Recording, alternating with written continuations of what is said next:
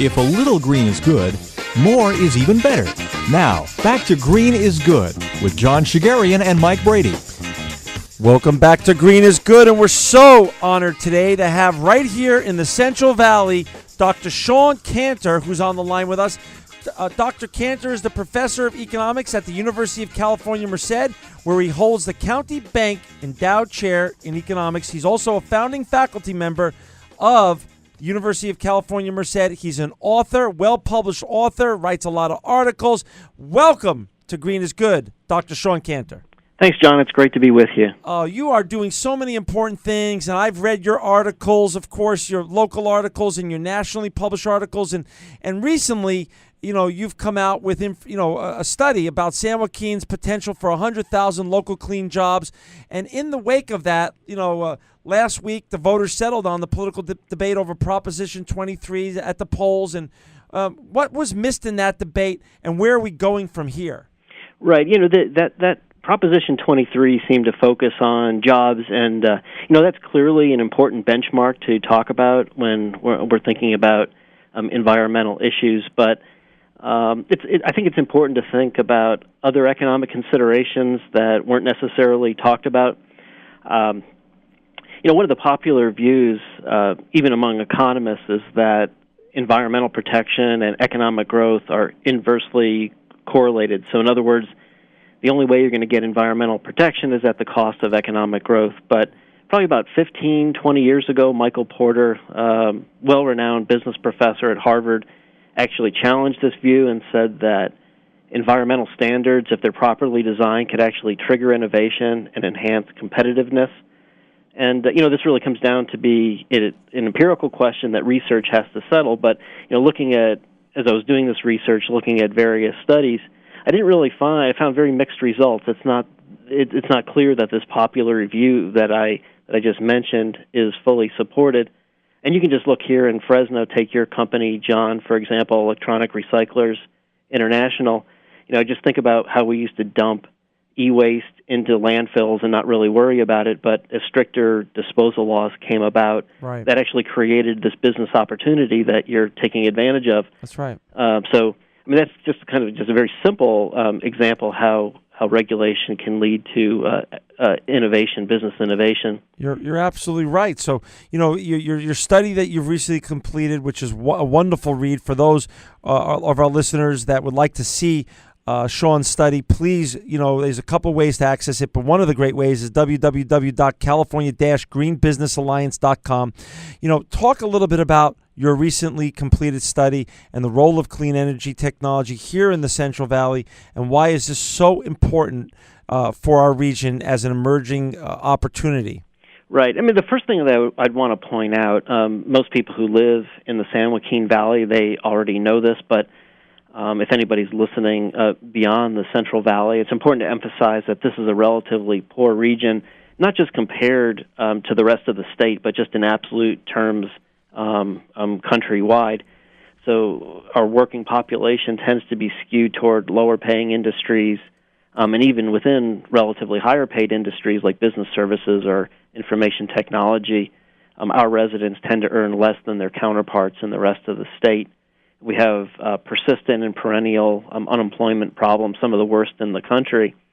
And some of the recent booms, economic booms that took place in California, like biotechnology and information technology, largely bypassed the Central Valley. So from my perspective, green technology, especially renewable energy, which is one of the areas that I focused a lot of attention on in the study, this represents a great opportunity for the Central Valley to participate in what's likely to be the next economic boom that's going to come to California.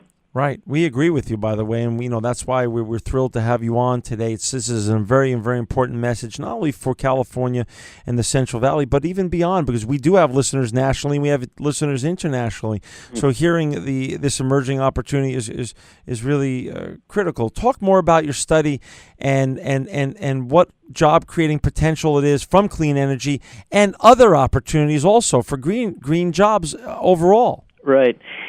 If you just what I did, let's talk about renewable energy. Sure. So what I did is I looked at the current projects, those that have been approved through our regulatory process in the state and waiting for development. And I also looked at those projects that are in the regulatory approval process pipeline right now. That these are projects that the state is aware of, and regulators are currently working on them. Now, there could be other projects out there that the state doesn't quite know about yet, but they're in people's minds and they're in their planning phases. But I just looked at the ones that were known by the state, the ones that I could actually get my hands on and quantify. Right. And so I looked at based on the operating capacity of the plants, the renewable energy plants, and looking at some literature from the environmental economic estimates on the number of jobs that are needed to build these sorts of plants, right, and then to operate them. Just doing that simple calculation, I was able to come up with those projects that, as I said, that are in the approval process waiting for development or in the regulatory pipeline.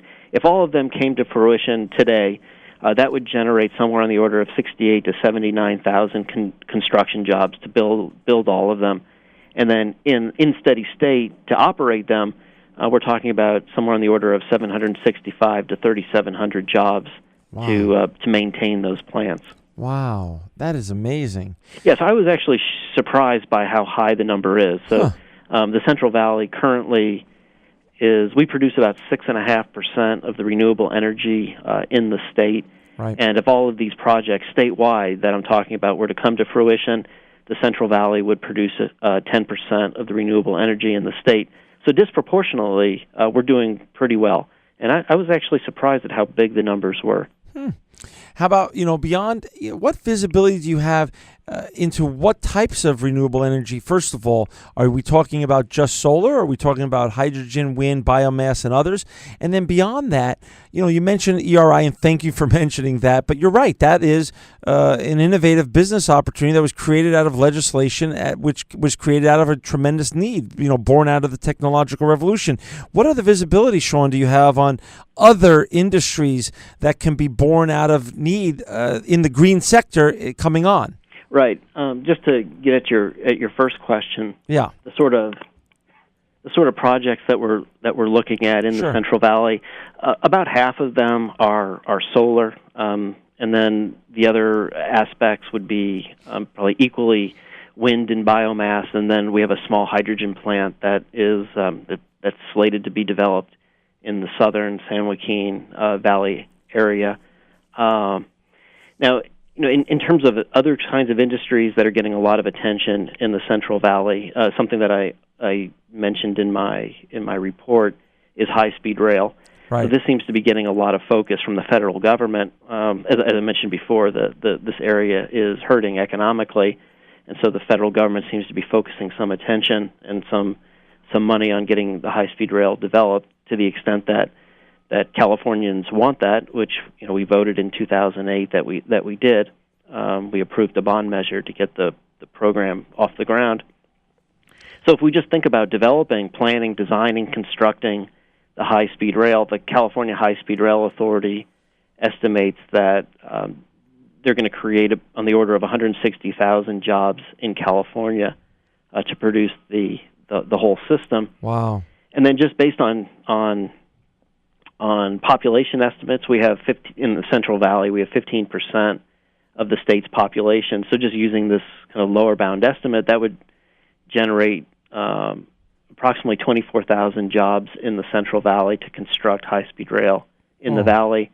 And it could even be higher, because it actually turns out 40% of the high-speed rail system is going to be laid in the Central Valley. So it could actually be more construction jobs than that 24,000 that I mentioned, and then not to speak of the jobs that will stay to maintain the track into the future. For those of you who've just joined us, we're on the line today with well-known author and thought leader, Dr. Shawn Kantor, who's a professor at the University of Merced. You can look him up at ucmerced.com.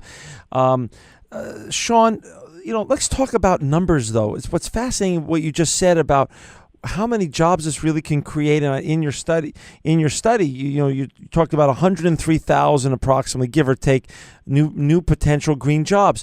Well, if the national unemployment rate's somewhere around 9.6 and California is somewhere about 12.5, where are we in the Central Valley in terms of unemployment rate? And if what you're saying is even, let's just take 60 or 70%, we achieve what your study proves out that we could achieve, 60 or 70,000 new jobs. What kind of dent can we put in our unemployment rate here in the Central Valley? Yeah, that's a good question. The Central Valley counties we have probably on the order of about 16% unemployment right now. Wow. And California is a little above 12%. Right. So we're doing much worse than the rest of the country. Sure. And so, as a result of I've talked to many people about this study, and they've asked similar sorts of questions. And my response tends to be, well, given our unemployment problems and we have so many people out of work, just one job created is good. Thank you. I agree. I agree with you. Yeah. So it's there's a question of at what cost. You don't want to create a job that pays $100,000, say, or $50,000, and have to spend $1 million to create it. So there's an economic cost and benefit calculus that has to be done. But a lot of the projects that I'm talking about in terms of renewable energy, these are all in the pipeline right now. These are private entrepreneurs, private investors who are stepping up and putting up their own capital to do this. So from my point of view, any job that they create is going to be a boon for our region. Shawn, you're a professor at the University of California, Merced, and you're also a thought leader because you're well published both locally and nationally. What role does research, and a university play in promoting economic development, especially in terms of, these emerging green-collar job, economy that we're talking about? Yeah, the development economists make a big deal of, they highlight the importance of what we like to call agglomeration economies, and just a fancy word, just kind of a simple idea, is that economic growth begets further economic growth. So right. As one company gets started, consumers, suppliers, workers, other producers want to co-locate near that particular firm to take advantage of the economic spillovers that take place.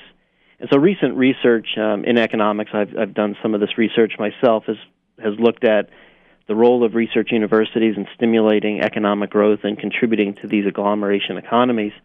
And it's certainly true. It's a statistically significant impact on economic growth that universities play. And just generally speaking, businesses tend to like to locate near universities because they get advice. Research is developed and it spills over into the community.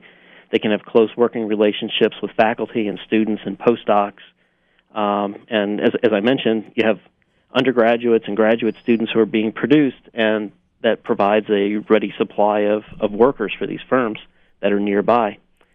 And at my particular university, at UC Merced, the faculty who arrived here very early on established research centers that looked at renewable energy, especially solar, trying to figure out how best to collect the energy, developing devices that could harness that energy and turn it into to usable power, and also environmental sustainability. So we have a whole set of faculty who work on water issues like water quality and trying to forecast the quantity of water that's coming out of the mountains. So the idea here is that as research gets developed, researchers are doing the science, and hopefully what happens, at least if you look at what's happened across the state or across the country or across the world, is that businesses tend to locate near universities to take advantage of these innovations that are going on. And so, we just started here in Merced. We opened up for students in 2005, so we're going to see how this all plays out. We're still early in our development. Gotcha. Mike and I have been so lucky to have so many wonderful guests. What makes our show so relevant are the guests, our guests, and you're just right in line with that whole list of green rock star guests. Universities, we're finding, Shawn, are now getting chief sustainability officers to help both green the campus and also create programs for the students. How's that going over at the UC Merced? Are you guys working on that kind of program? Is that started yet? Is it in the works? Share that a little bit with our listeners. Well, first of all, thank you very much for the flattery. That's very nice of you. But yeah, I would consider universities essentially learning labs. So, like you said, there are environmental people who look at buildings, and for our particular buildings are they're all LEED certified, and they're built with energy sensors. So we have this advantage where the chief energy officer, whatever his title might be, he has a group of interns that work with him, and they're collecting data from the offices. As I'm sitting here in my office right now, they're able to monitor how much energy is being used in this office, in this building, and at what times. So as they collect those data and try to understand how people on the campus use the energy, they might be able to better forecast how much they're going to need from a PG&E, say, or from the Merced Irrigation District, or how much to produce themselves in our solar field. So what we're finding here is that students and faculty are taking up research projects together, just trying to figure out how to reduce the campus's energy use. We have an objective, or our chancellor set an objective to have zero waste by 2020. And so we have faculty and students coming together trying to come up with new inventions, new ways, new business practices, how they're going to reduce waste on campus. That's great. So just sort of setting these objectives, even at a local level, like on a campus. Sure. And where the objective here is to develop knowledge and try to innovate, is that our chancellor has challenged the campus to come up with these better ways of doing business. And what we're finding is faculty and students kind of taking up that challenge. Can the students yet get degrees in sustainability or the environment yet, or is that in the works and that's coming in the future? Yes, we do have a bachelor's degree in environmental science. We have a very popular graduate degree in environmental science, as I mentioned. Wow. We have that's great. So we have scientists working on water quality and water forecasting issues, and so we're producing graduates who do that. Also trying to using sensors to try to understand water quality under the ground. So we have many faculty, students working on those sorts of issues. So I would say, that, as I mentioned, that sort of got started on campus very early on, even before most of our students arrived in 2005. Got it.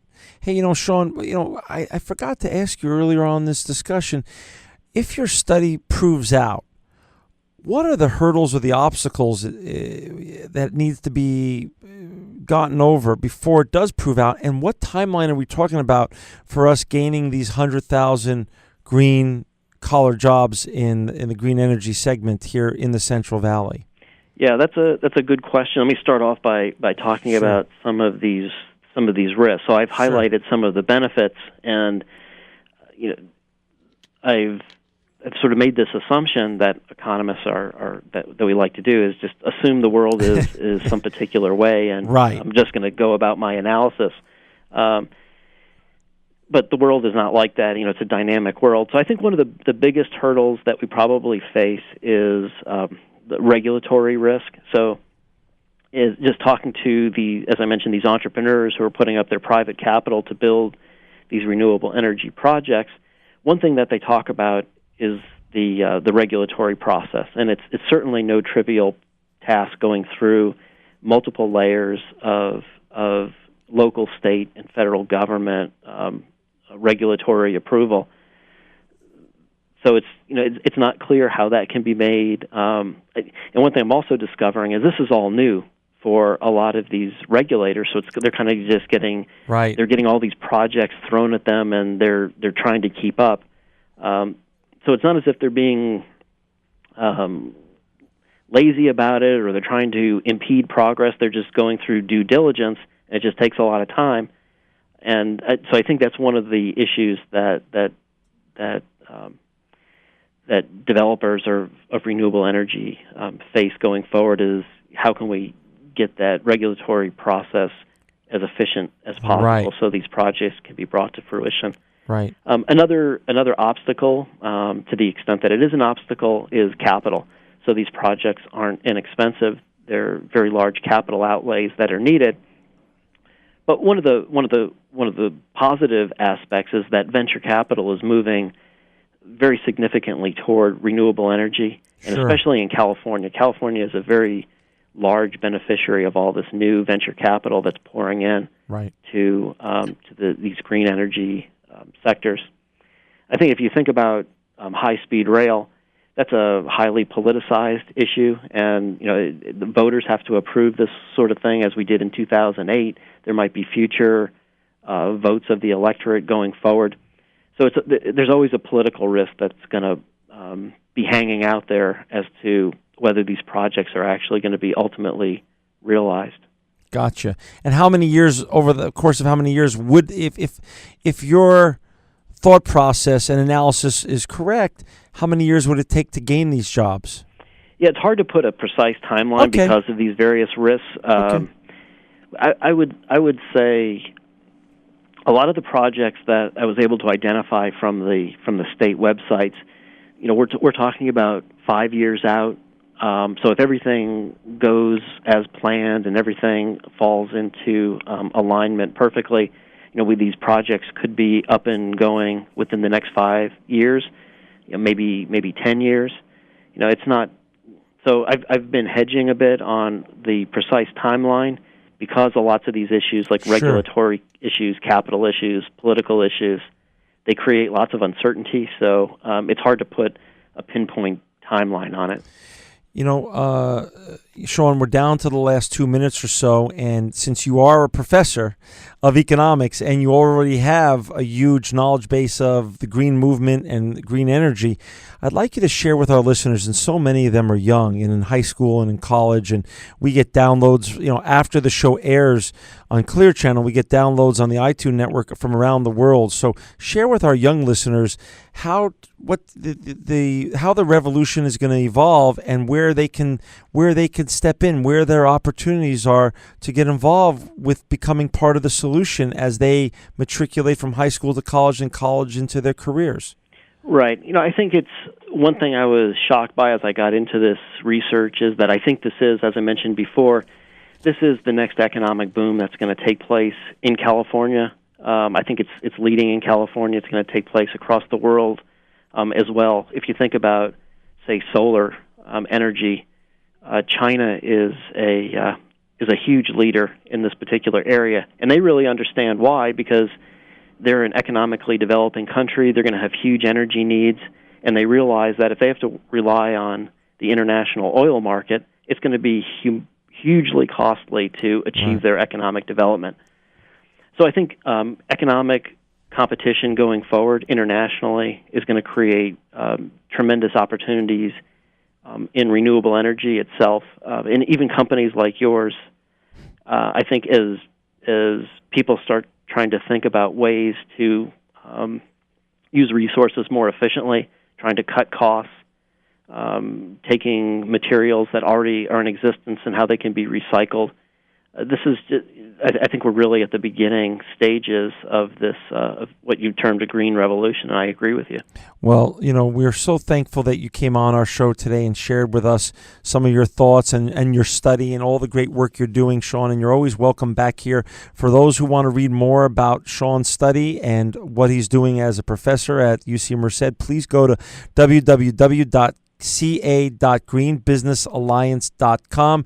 Also, you can find him at www.ucmerced.edu.